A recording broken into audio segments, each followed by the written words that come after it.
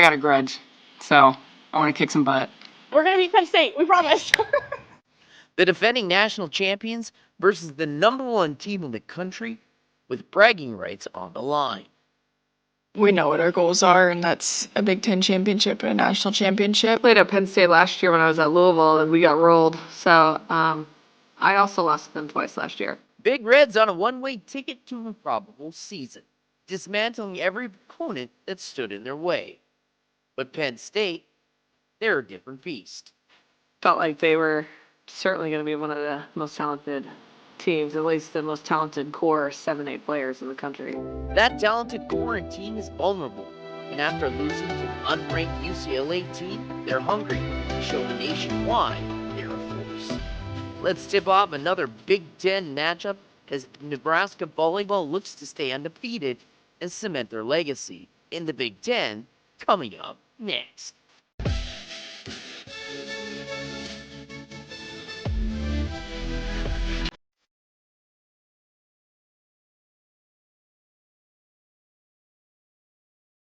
Big Red Rundown is sponsored by Penn Bathing, affordable walk-in baths. Visit our showroom in Aurora. Let's go. The vibes are high. Juices are flowing as the #1 ranked team in the country. Nebraska's taking on Penn State in just under 30 minutes.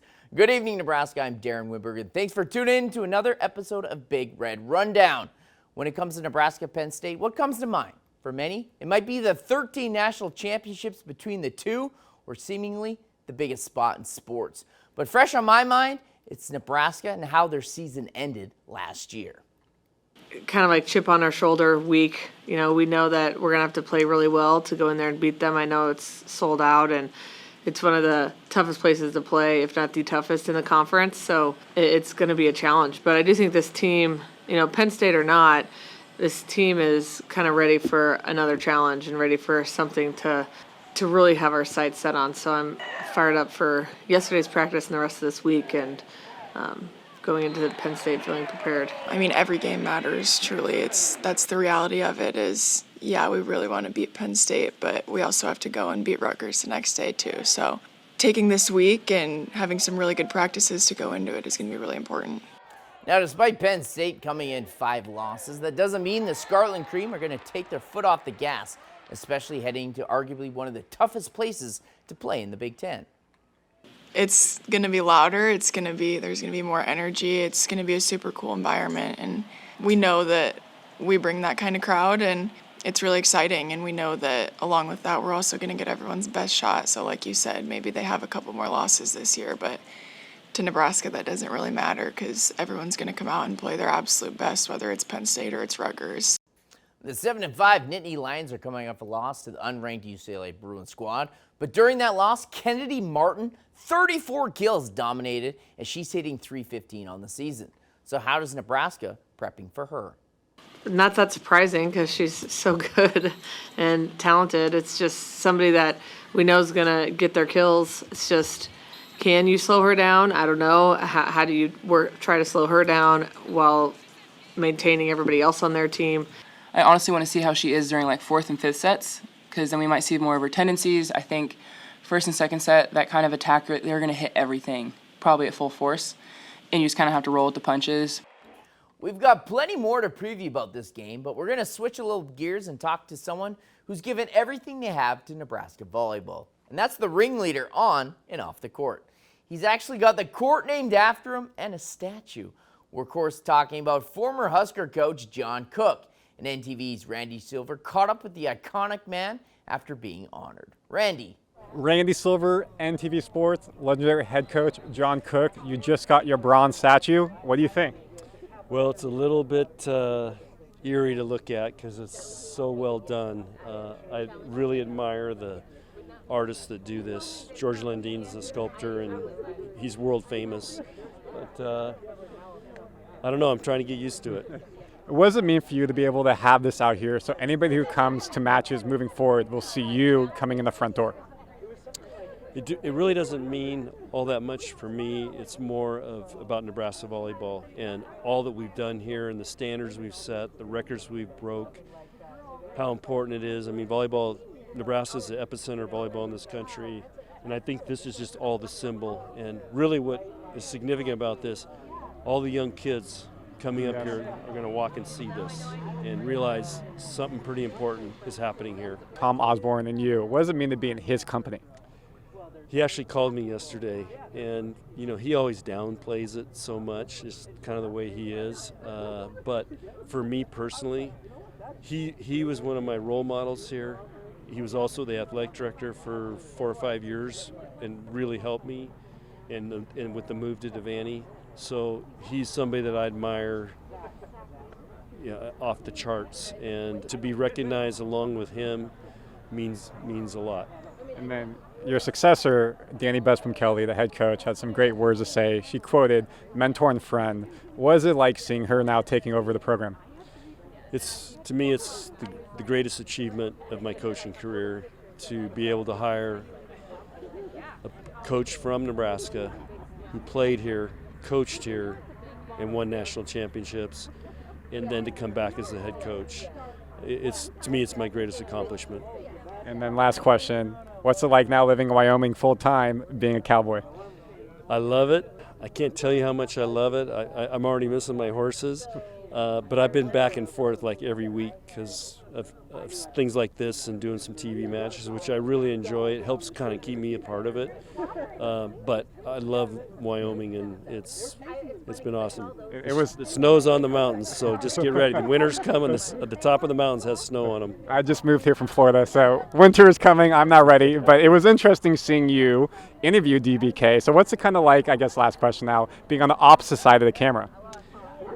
It was awesome because I'm not going to be your typical, color analyst or interviewer because I know Danny's, so I feel comfortable in asking her almost anything, and so that's what made it fun, and I think she enjoyed it too because it's not your typical, oh, how'd you guys play, whatever. I mean, I wanted to try to get some more out of her for the fans to understand what it's like to coach and how she feels and coaching this team. So it was awesome.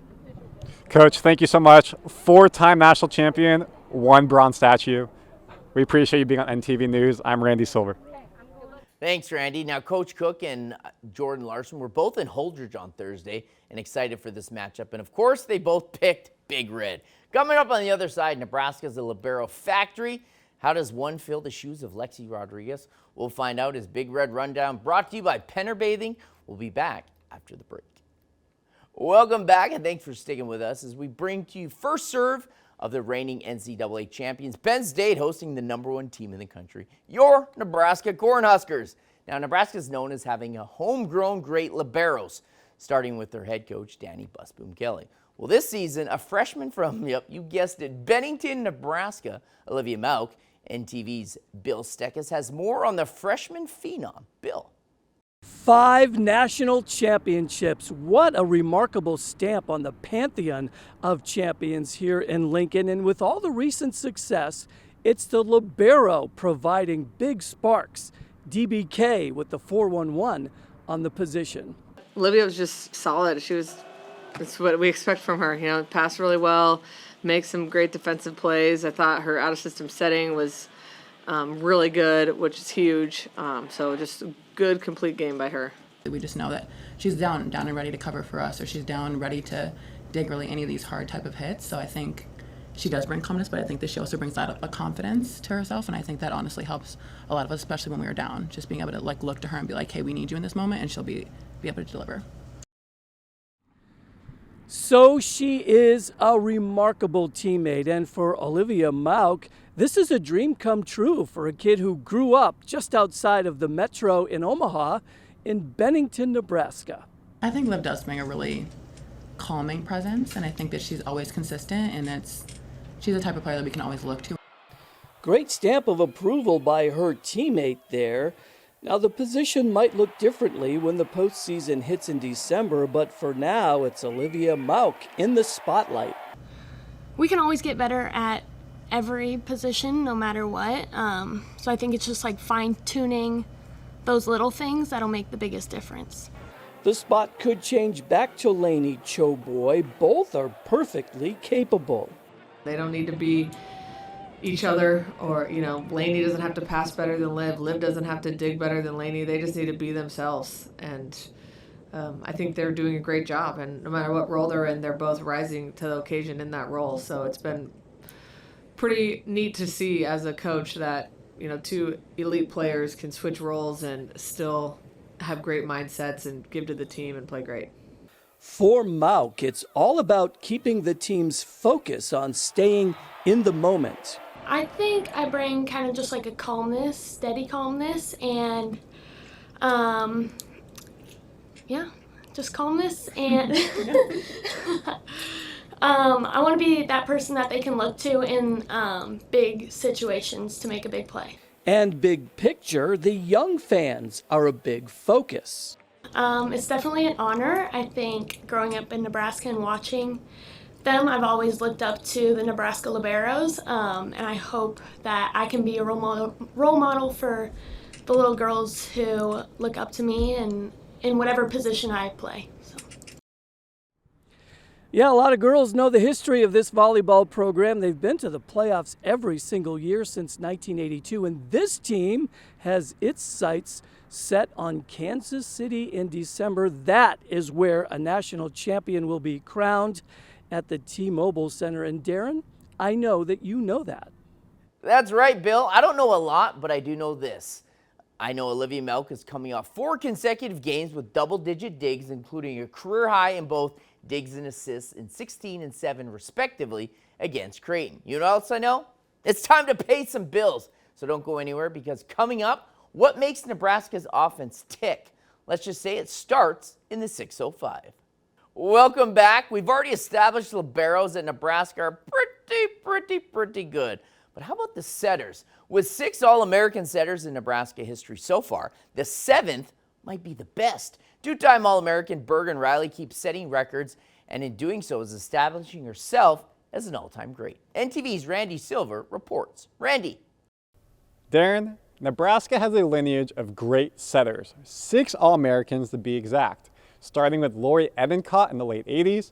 More recently, assistant coach Kelly Hunter Nader back in 2017, also the last time the Huskers won a national championship. The current setter, the junior Bergen Riley, is a 2-time All-American, and this year, in her 3rd year with the Huskers, she's starting to set all-time records. What has she done?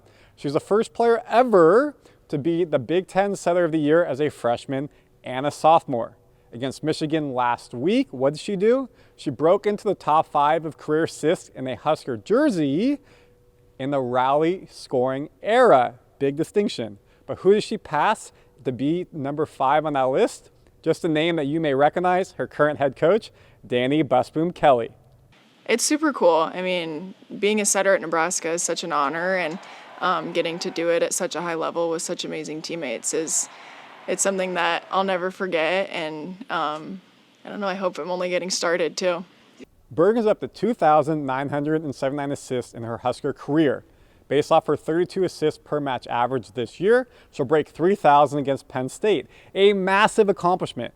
But for the setter, it's not the individual success that matters, it's the team success. And mission number 1 for her and the collective team is breaking the almost decade-long drought of no national title for Big Red.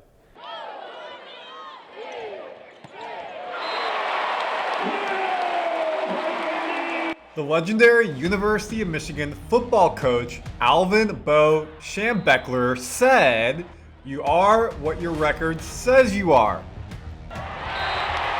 With the Huskers sitting at 12-0, Big Red has adapted about as well as you could hope to a new voice on the bench. And at the heart of that change, Center, a 6'1" junior from Sioux Falls, South Dakota, number 2, Bergen. the reigning 2-time All-Big Ten setter has had to learn a faster and more up-tempo offense under the new system brought over by head coach Danny Busboom Kelly. Bergen's very, very high volleyball IQ type player, so I'm not surprised that this is coming alive when it is. The early returns has propelled this team to their undefeated record. The junior has broken 40 assists 4 times and is averaging 32 assists a match. I've really been working on consistency now with my hitters and doing it over long periods of time, but I think it's been a fun offense to run, and hopefully we can just fine-tune some things and keep growing and keep getting better throughout the season. In addition to quicker passing, the 10-time Big Ten Setter of the Week has also had more freedom to be aggressive on the attack. Through 12 matches, the 2-time All-American has had 5 kills in multiple matches. Last year in 2024, in 36 matches, it only happened twice. The fast offense and just making the other teams kind of have to guess a little bit has helped a lot to open things up for me. So it's just good to see her take advantage of that. And as the more confident she gets, even just setting the ball, she'll probably be throwing it down even more. It's a confidence thing as a setter. With Big Ten play heating up, the Huskers will lean on their captain's ability to blend execution, leadership, and athleticism as they chase another national title. Bergen has picked up this new offense very quickly. And again, it's the team success, not the individual success for the setter. But let's have some fun.